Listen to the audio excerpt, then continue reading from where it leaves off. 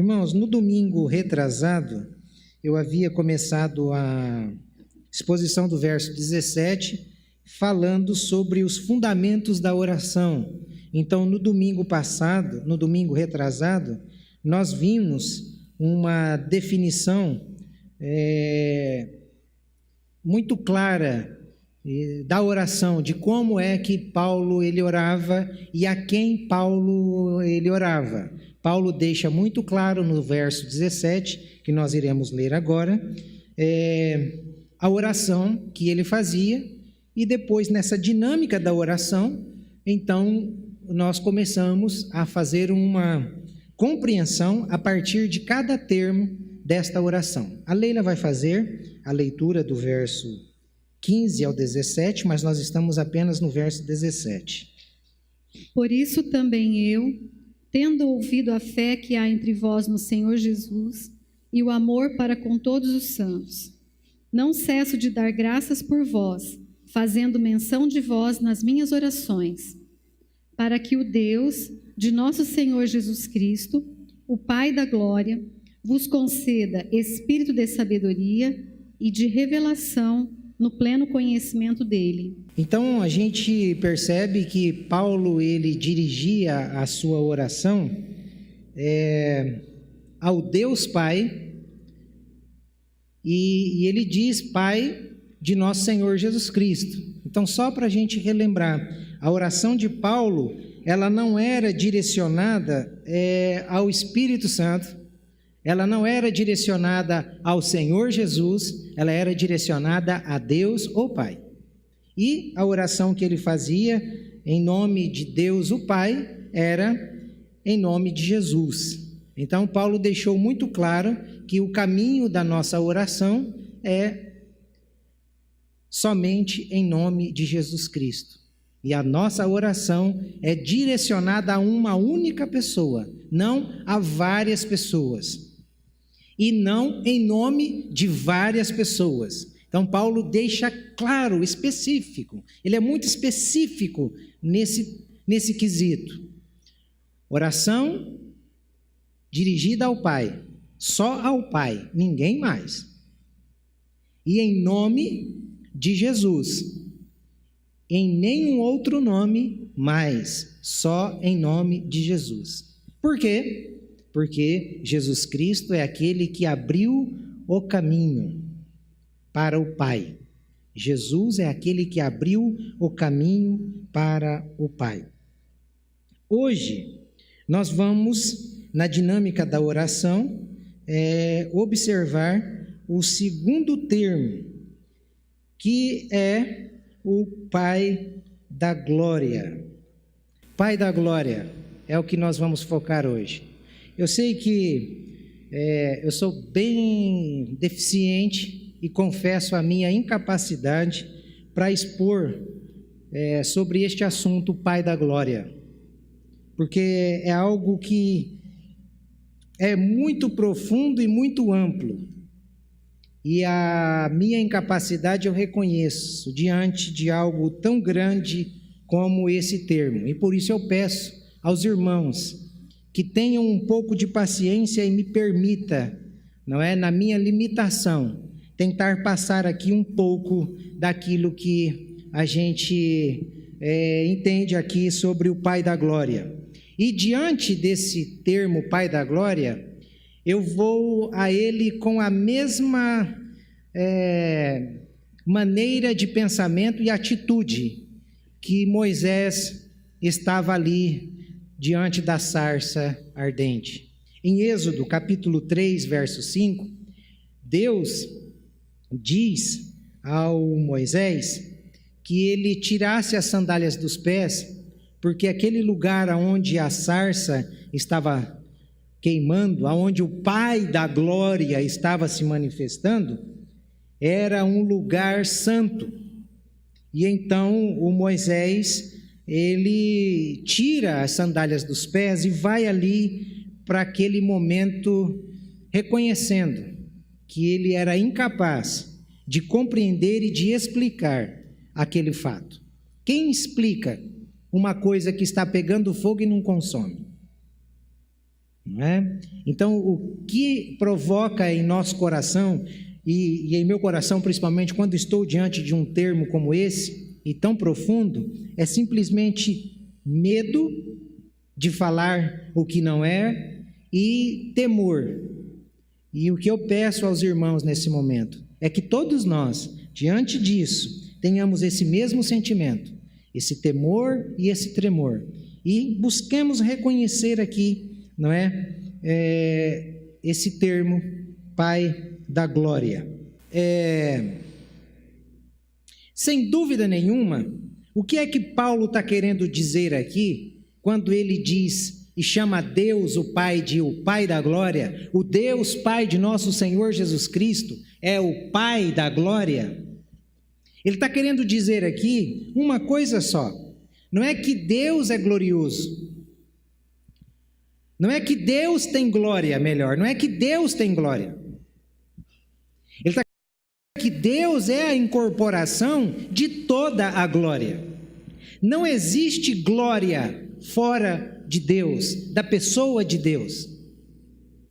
Ele está querendo mostrar a nós que o Deus Pai da Glória é a essência, é a totalidade. E se você prestar bem atenção nas Escrituras, há vários textos semelhantes que vão dizer Deus como Pai. Então, quando ele usa o termo Pai da Glória, é como se ele estivesse dando a ideia de que a glória se origina dele, como eu me dirijo ao Lucas e digo: o Lucas é meu filho, eu sou o pai do Lucas. Então eu quero dizer que o Lucas se originou de mim. Então, Pai da Glória é esse sentido, é como se a glória nascesse da pessoa de Deus, é como se fosse um atributo de Deus. Não existe glória além de Deus ou fora de Deus. A glória só sai de Deus, ela emana de Deus. Não sei se estou conseguindo ser claro, mas é este o significado.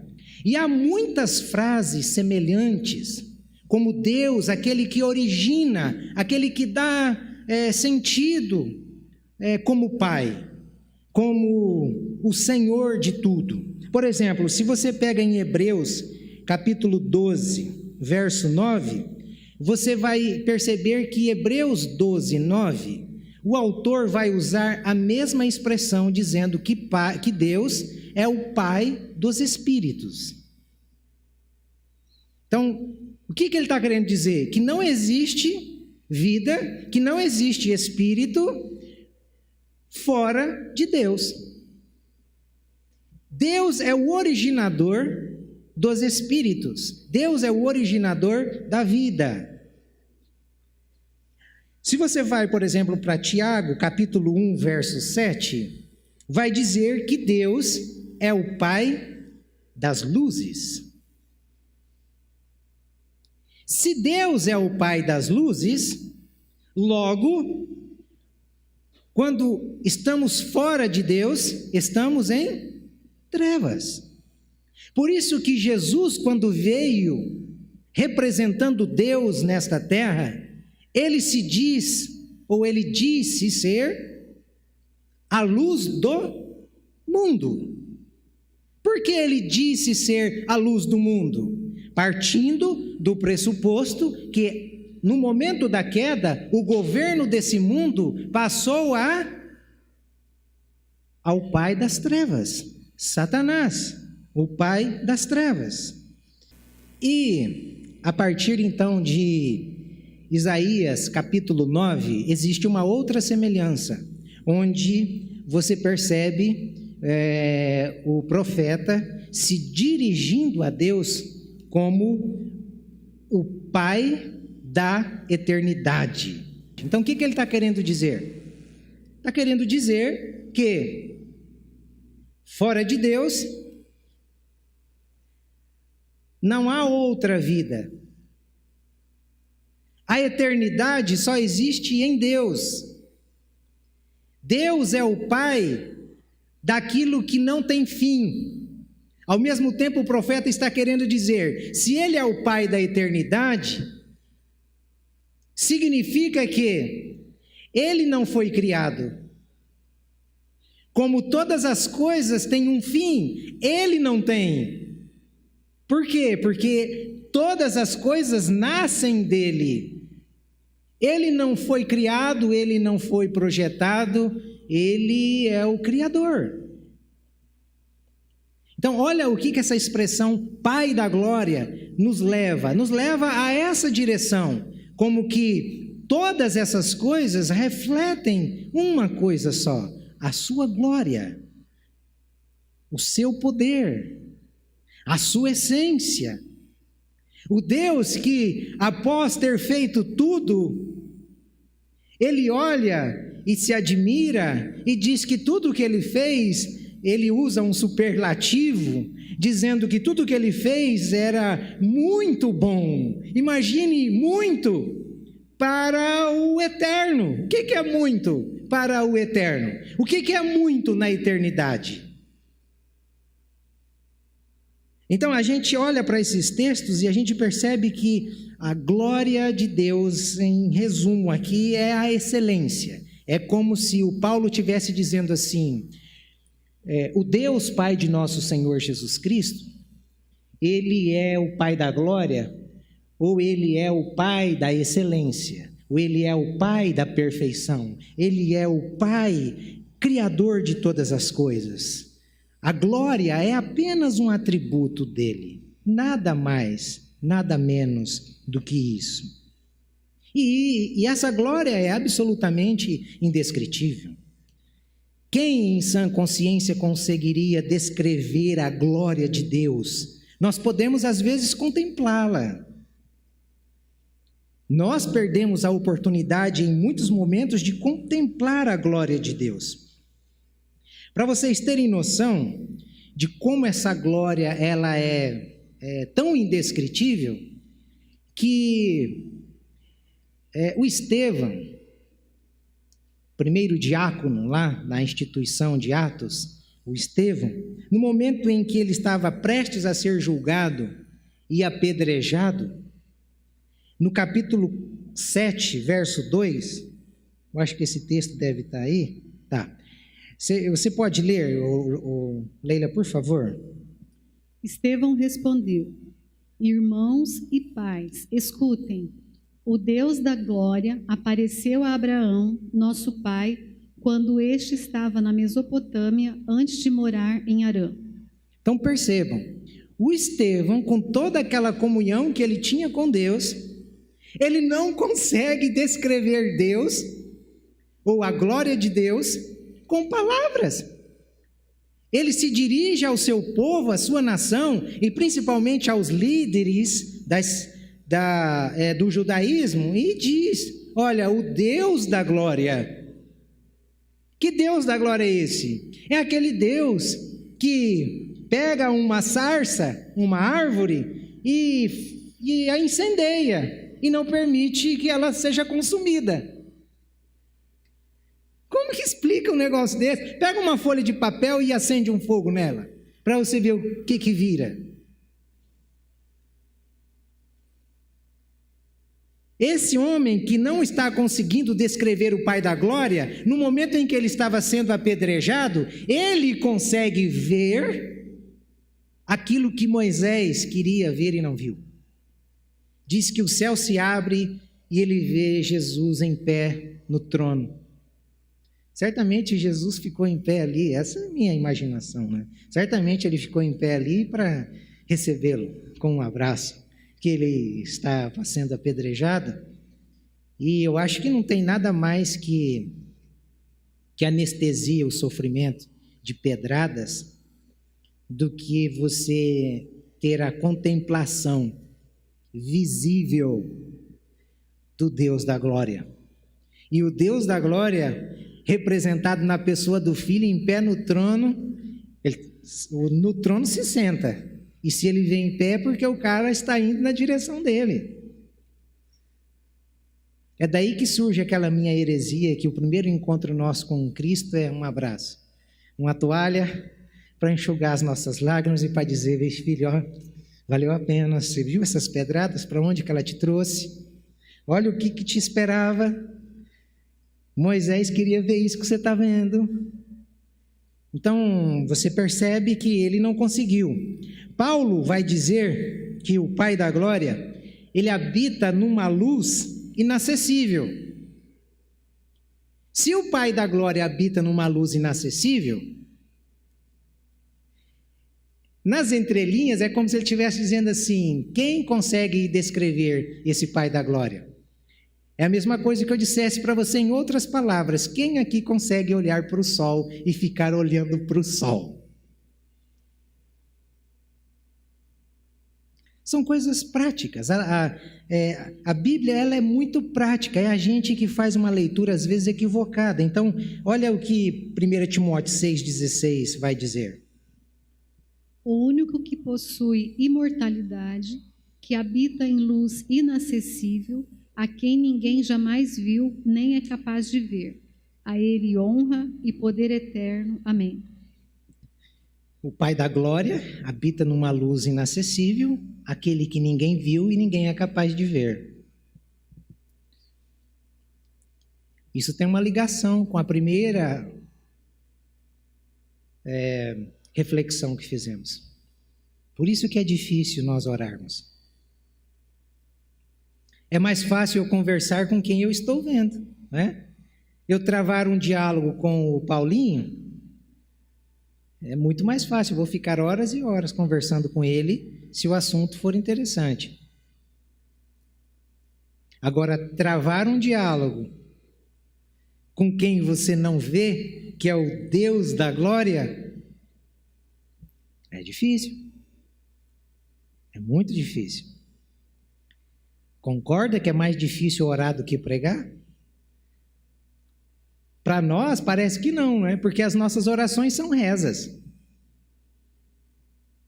A gente dobra o joelho e vai orar, mas a gente não tem a plena convicção de que Deus está ali. Às vezes a gente está orando e parece que a oração está batendo no teto e volta. Ou melhor, ela nem sobe. Fora os momentos em que você se dobra para orar e parece que Satanás liga o gravador, o play, do seu lado assim e começa a dizer, e a lembrar você nos seus pensamentos: rapaz, o que você está fazendo aí? Olha o que você acabou de fazer ali agora. Entende porque é difícil orar? E é uma das grandes derrotas da igreja, da família dos nossos dias. Nós não oramos. Quem ora para fazer um negócio? Quem ora para tomar uma decisão? Quem ora para escolher uma coisa? Quem ora? A gente toma a decisão, a gente escolhe, a gente faz tudo. Aí depois que dá errado, a gente vai orar. E vai pedir o que para Deus? Conserta, Senhor, tem misericórdia. Mas tem misericórdia do que, meu filho? Agora você vem me pedir? E Deus, em sua misericórdia, ainda vai, estende a mão e diz: vem cá, esse é o caminho, rapaz. Levanta, perdeu tempo. Aprendeu de um jeito que não era para ser assim, mas aprendeu, tá bom.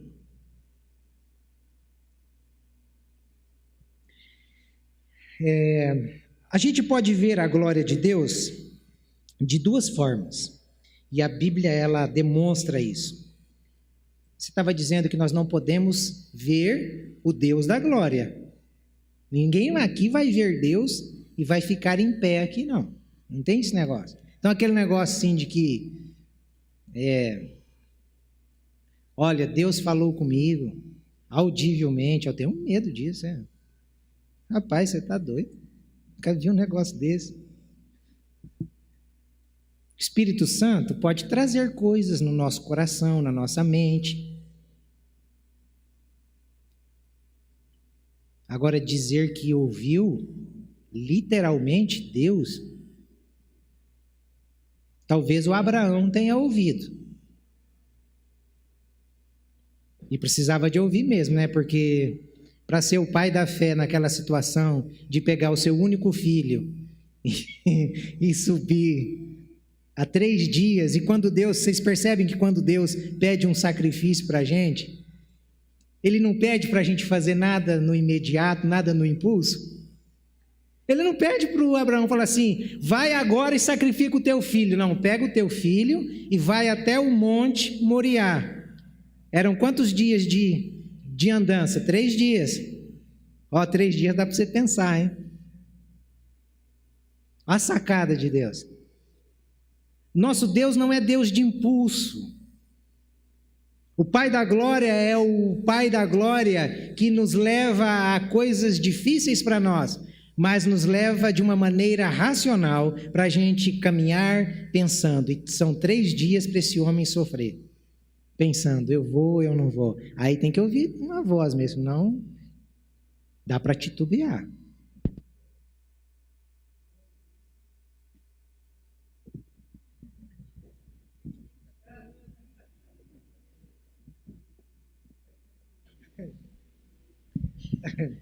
Brinca, gente, vai pensando.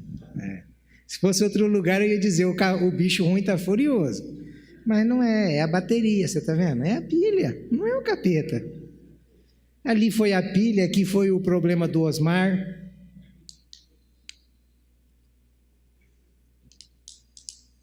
Ali foi um erro que eu cometi, fui lá e puxei o fio errado. Então, a gente pode mistificar, né? A gente pode criar muita coisa. Mas não é, é erro nosso, é falha nossa. O Deus da glória não permite.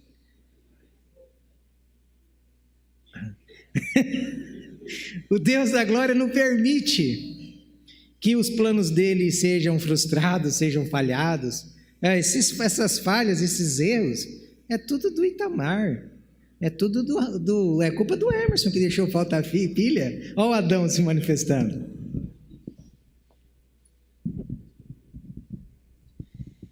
Mas é assim mesmo. Então, nós temos 2 formas de observar a glória de Deus. A primeira forma é na criação. Você pode ficar tranquilo, talvez você pense, hoje vai demorar porque sempre demora, tem mais... Não, nós vamos ficar só hoje no Pai da Glória. Tá? Pode ficar tranquilo, 9 horas a gente sai. Tá? Então, a primeira forma da gente ver a glória de Deus, como eu estava dizendo, é na criação do mundo.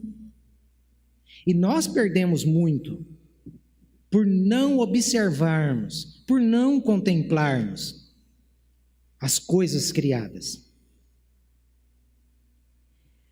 Quem aqui já foi em alguma cachoeira e dessa cachoeira, assim, pedras e flores lindas, e você observa aquilo e você fica dizendo, mas rapaz, como é que pode um negócio desse aí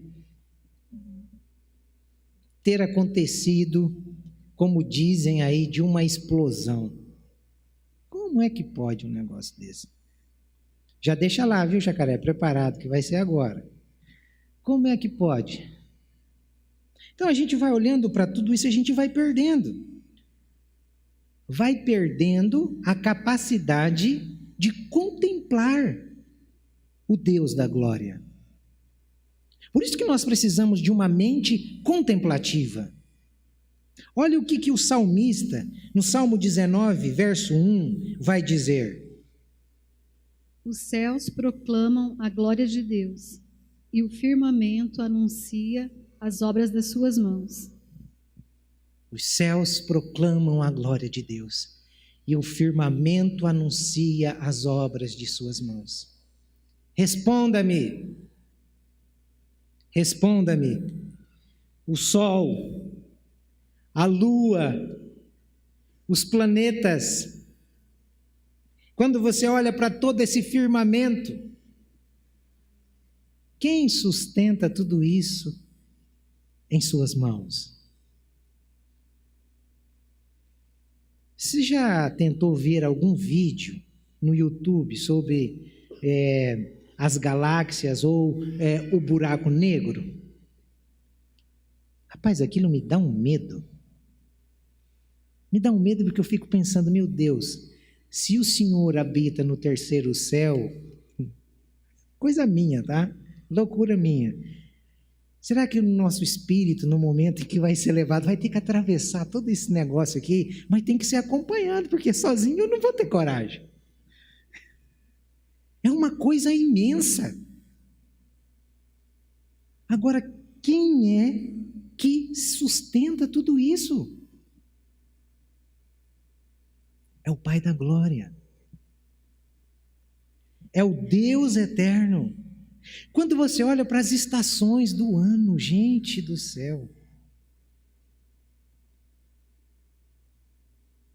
quem faz esse negócio rodar? E rodar com uma sequência que não pode parar.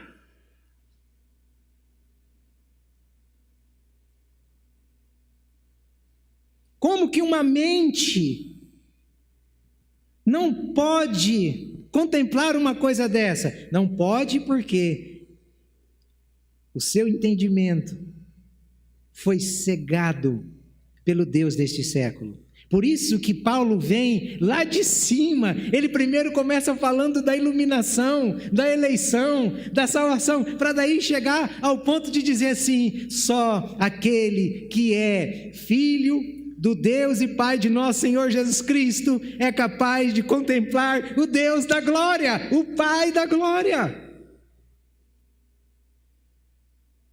Quantas pessoas que não creem num Deus criador e creem que todas essas coisas vieram de uma explosão. Não é mais difícil crer num algo assim? Por exemplo, você pega, olha numa flor linda,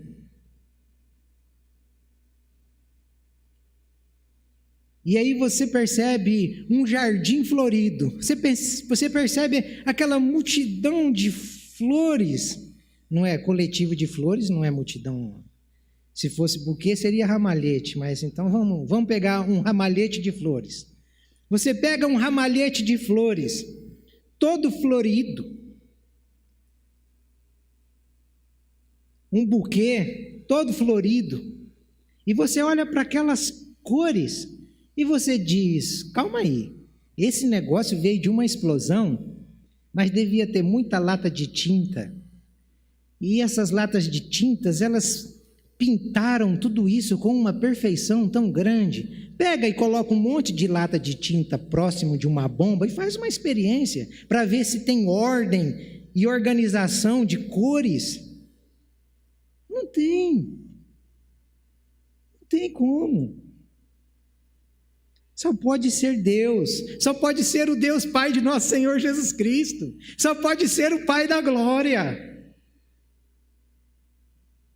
Se tiver alguma glória aqui hoje, vai sair daqui toda sentindo, não é o meu pai, é o meu pai. Mas eu estou falando de outra glória. Estou falando de uma glória indizível. De uma glória que ninguém consegue descrever. Então, a ciência sempre vai tentar, explicar a vida, como diz o Ariano Suassuna, a partir de seu orgulho arrogante. Ela vai tentar negar a existência de Deus de todas as formas. Eu achei interessante, vale a pena, é um videozinho bem curtinho, mas olha só.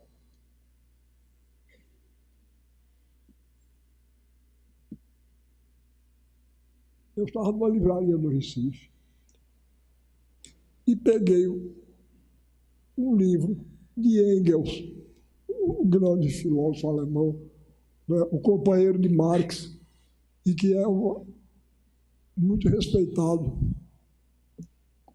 Mas o livro se chamava A Humanização do Macaco pelo Trabalho. Na mesma hora eu digo, esse homem eu não leio mais nada dele. Porque um homem que sustenta uma ideia dessa, olha, pode dar e dizer o que quiser, tá certo? Pode dar e dizer o que quiser.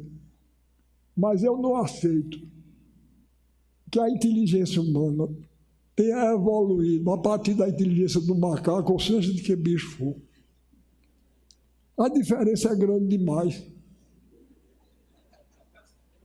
Olha, para todo canto que vou, eu carrego isso.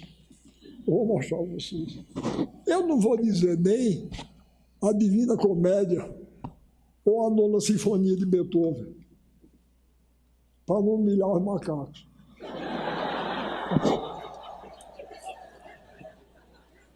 Ai. Eu não vou nem dizer isso. Aí,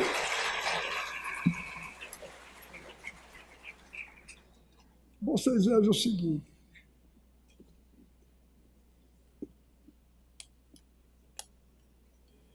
Como eu disse a vocês, eu sou um sertanejo e eu sou um homem de inteligência prática e cética. Vocês estão vendo o que é isso? É um pegador de roupa. Está vendo? Olha, eu vou dizer uma coisa, a gente não sabe o nome do homem que inventou isso, mas ele é um gênio. Eu nunca vi repare, 2 pedacinhos de madeira, um ferrinho dobrado aqui de uma maneira engenhosa, danada. Ele fica fechado. Quando a gente aperta, ele abre. A gente solta, ele fecha. Olha, eu vou dizer uma coisa a vocês. Um macaco pode trabalhar 500 milhões de anos que ele não faz um negócio desse. Tá certo? Não faz. Não faz, não. Na inteligência humana tem uma centelha divina que não tem bicho que chegue perto. Tá certo? E macaco já nasce macaco. E gente já nasce gente. Isso é conversa de... Pode vir a mãe do Papa. Eu sou católico. Pode vir a mãe do Papa me dizer que não é não. Eu até posso aceitar. Outra coisa. Vocês já pensaram devagar nessa história que eles contam da origem da vida. Eles vivem penando, porque não explica a origem da vida. A ciência é um pouco orgulhosa. Não é? Ela tem um complexo tão grande, porque não sabe criar a vida. Nem sabe, nem saberá nunca. Ela chama bebê de proveta, como se um menino tivesse sido feito numa proveta. É nada. É feito do mesmo jeito dos outros. Porque a história que eles contam, reparem, esse copo é feito de moléculas. Nós somos feitos de células. Aí, no começo, era tudo molécula. De repente, um grupo de moléculas enlouqueceu. E virou molécula, virou célula. Aí as células começaram a nadar, aí foram se juntando. Foi. Aí de repente disse, esse mundo está muito monótono, vamos virar uma parte macho e outra fêmea. Foi. Viraram uma parte. Aí foi fazendo isso, aí nasceu um peixe. Aí o peixe tinha as nadadeiras, né? De repente, um grupo de peixes bateu as nadadeiras demais, virou passarinho. Daí até chegar a Nona Sinfonia de Beethoven. É preciso mais fé para acreditar nisso do que na história de Adão e Eva. Tá certo? Eu não vou atrás de conversa, não. Seja quem for que mesmo dizer.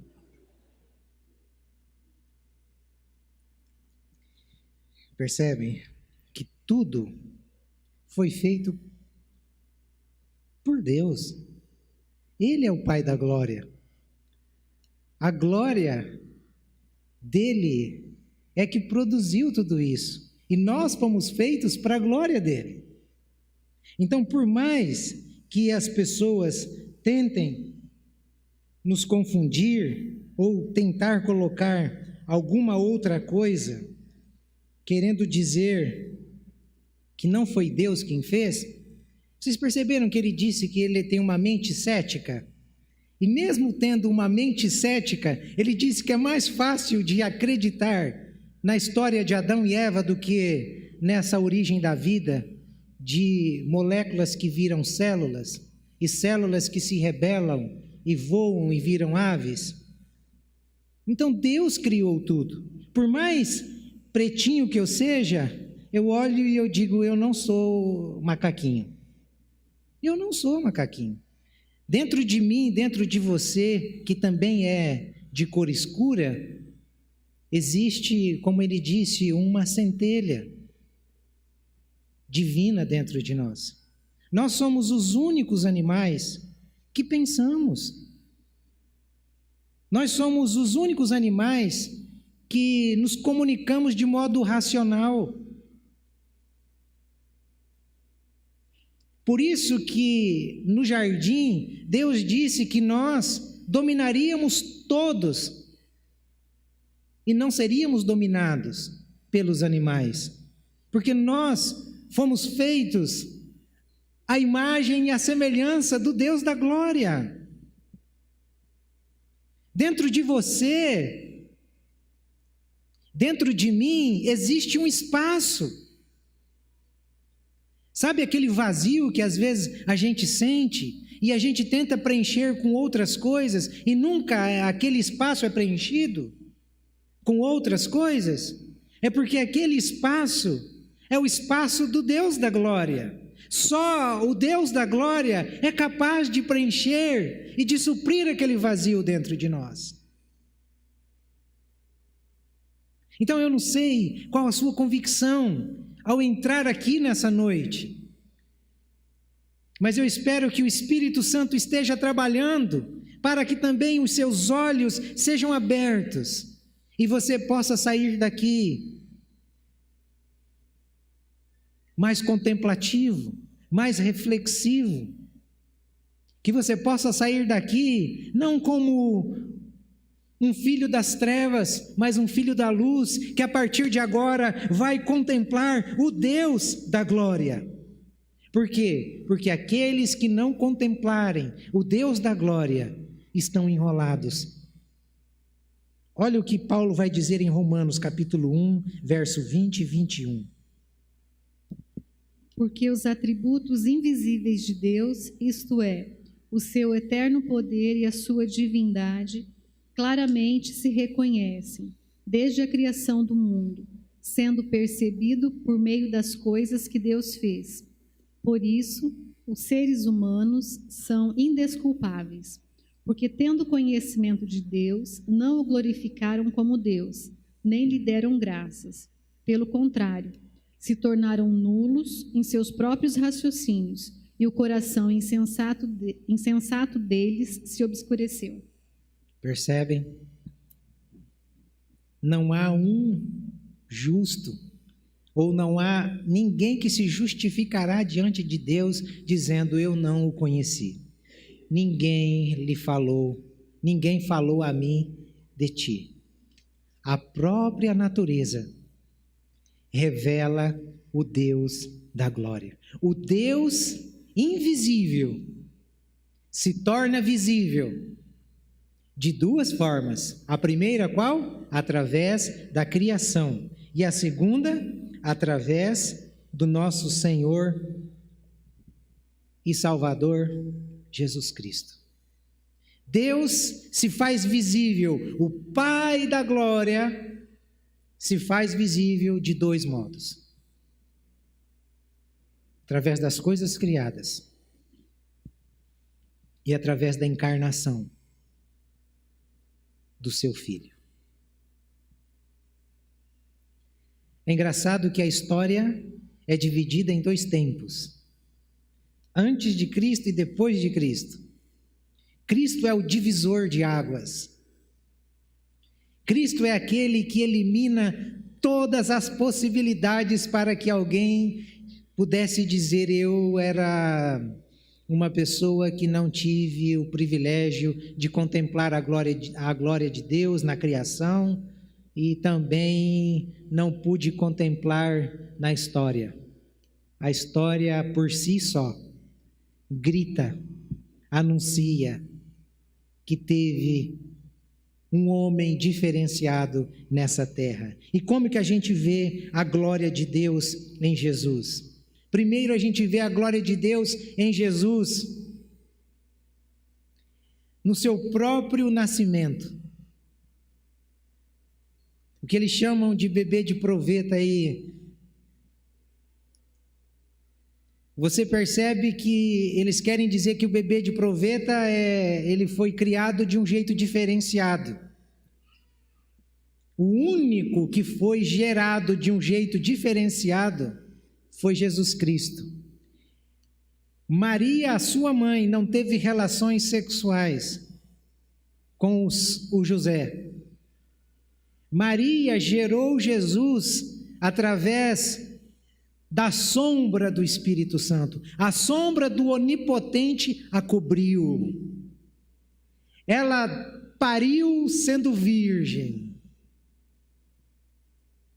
Por aí já começa a manifestação na encarnação do Deus da glória, num filho que foi gerado de um modo totalmente diferenciado para dizer aos homens que realmente ele era o Filho de Deus.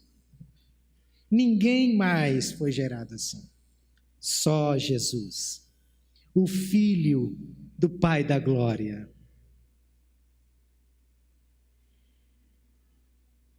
Não só na sua geração a gente vê a glória de Deus, a gente vê a glória de Deus no seu nascimento.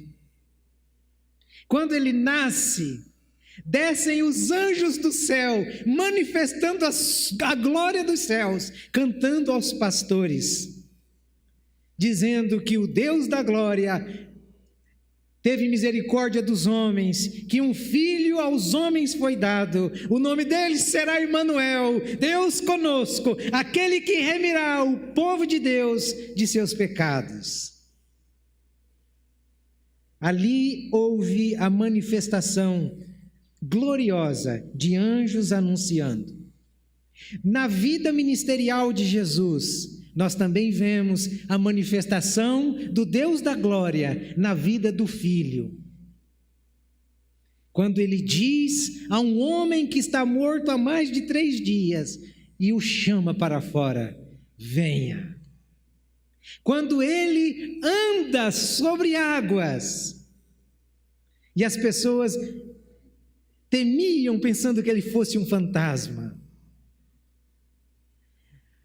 A gente vê a manifestação do Deus da glória quando ele pega alguns pães e alguns peixes, 5 pães, 2 peixes, e alimenta uma multidão de mais de 5.000 homens, sem contar as mulheres e crianças que ali estavam. E ainda sobra 12 cestos para cada discípulo incrédulo, como eu e você, levar para casa e olharmos e comermos daquele pão e daquele peixe que sobrou. E dizermos, realmente, ele é o Filho do Deus da glória. Se nós fôssemos ficar aqui pensando sobre a manifestação e a encarnação do Deus da glória, nós ficaríamos horas e horas. Mas o maior ato de ver como Jesus se submete ao Pai, porque ele sabe que o seu Pai é o Pai da glória, é quando ele se encarna, sabendo e tendo a consciência de que ele era Deus, de que ele tinha os poderes de Deus, de que ele e o Pai eram um, mas ele se nega a ser igual a Deus, porque ele tinha uma missão de vir aqui a esta terra,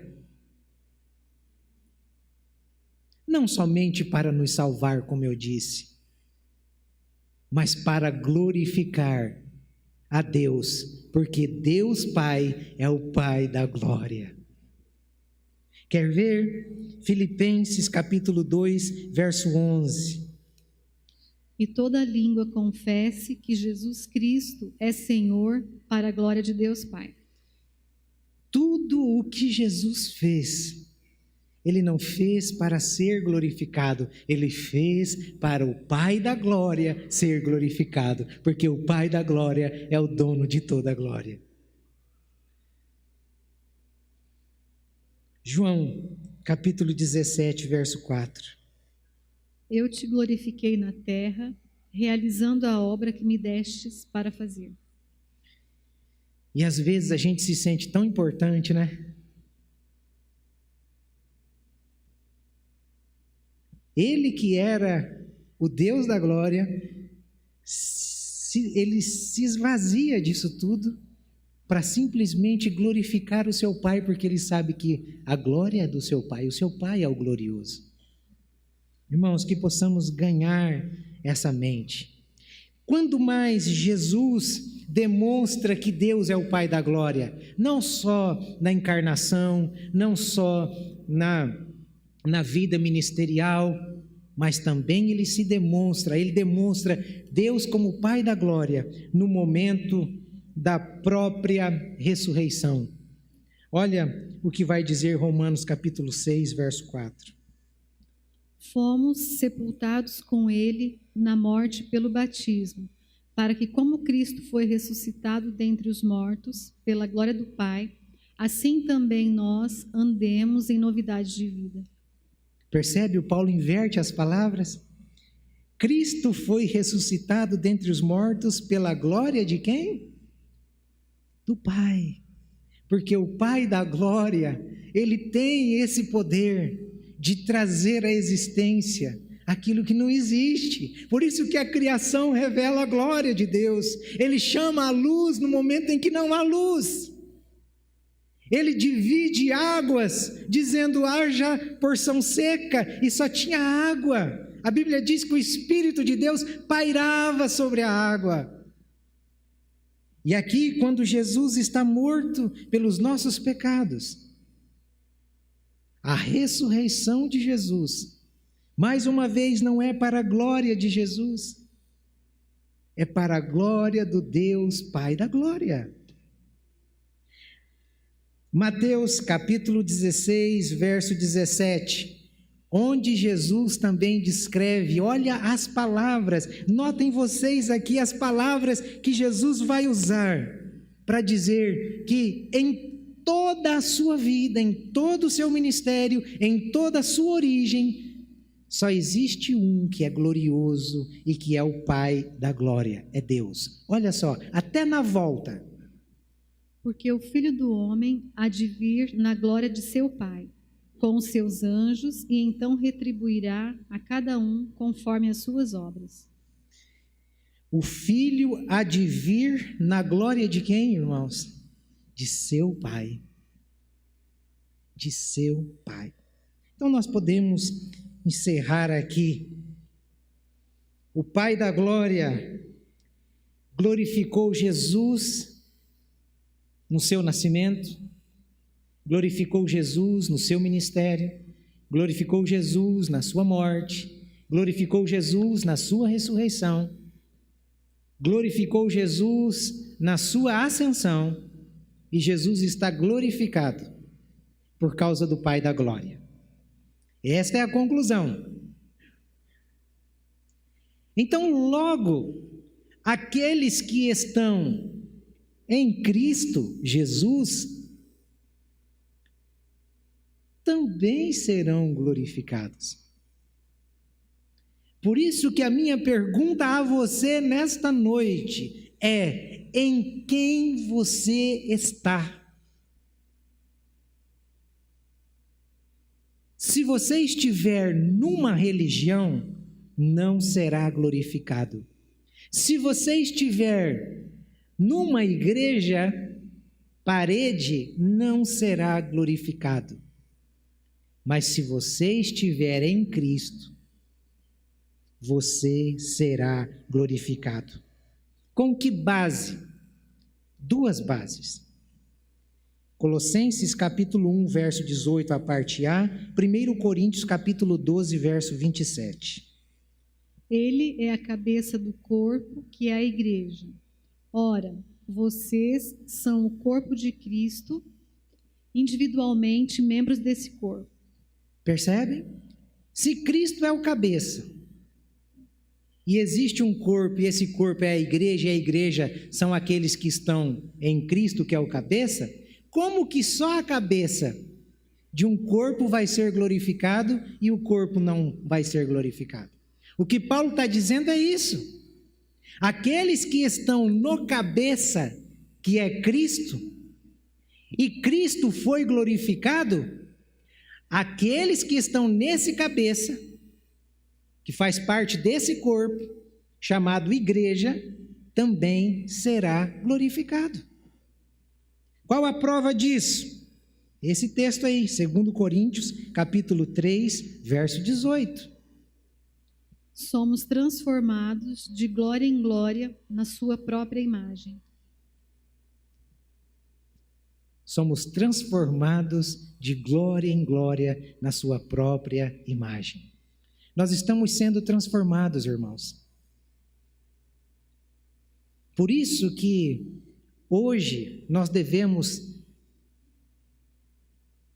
estar melhor do que ontem, ou deveríamos pelo menos. Os pecados que nos escravizavam ontem, nós precisamos lutar contra esses pecados para que hoje eles também não nos escravizem.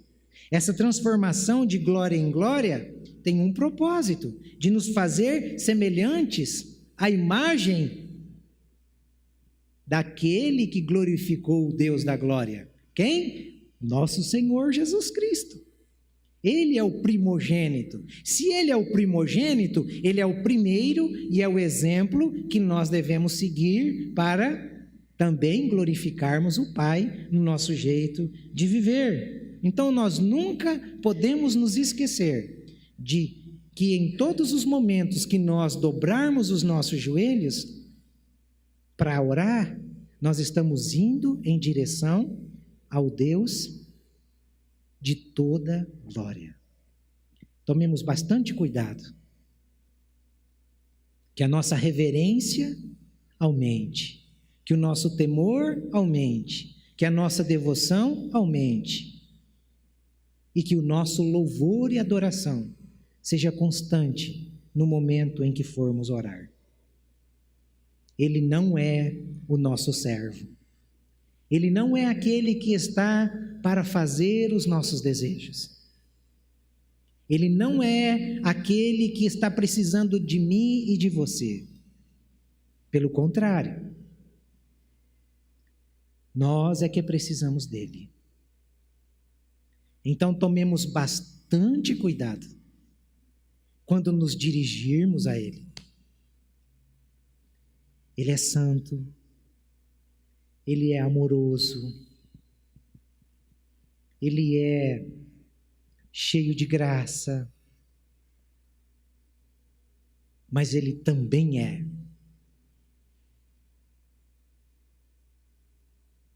juiz,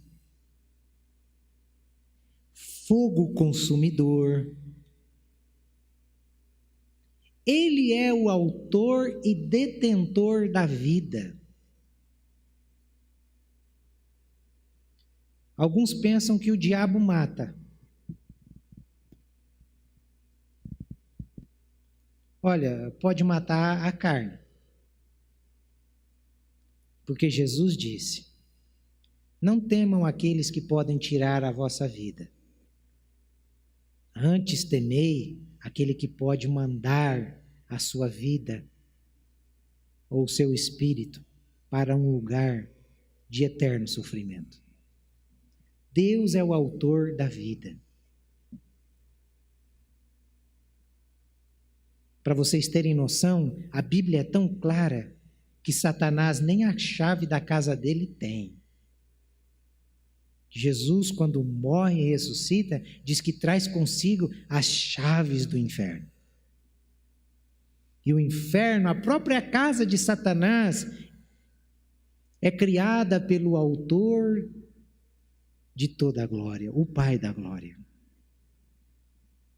Por que tememos mais Satanás do que a Deus? Por quê? Porque falta nos conhecer o Deus, Pai da glória. E nós só podemos conhecê-lo desenvolvendo uma comunhão em oração com Ele.